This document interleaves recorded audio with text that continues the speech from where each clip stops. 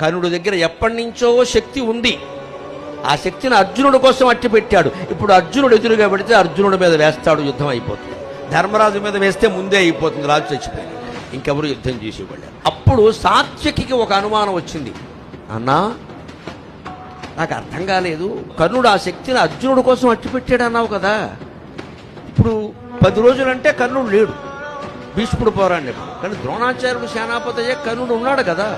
ఇప్పటికి 4.5 రోజులు జరిగింది కదా. పొద్దున్న వచ్చి అర్జున ఎలారా అన్న శక్తి వేసేయచ్చు కదా. అదే కదా, ఇప్పుడు ముందే అర్జునుడితో పోరాడు వేసేయచ్చు కదా. ఎందుకు వేయలేదయ్యా? అదేమయ్యా కృష్ణమాయ అంటే నువ్వేమనుకుంటావు, నీకు తెలియదయ్యా.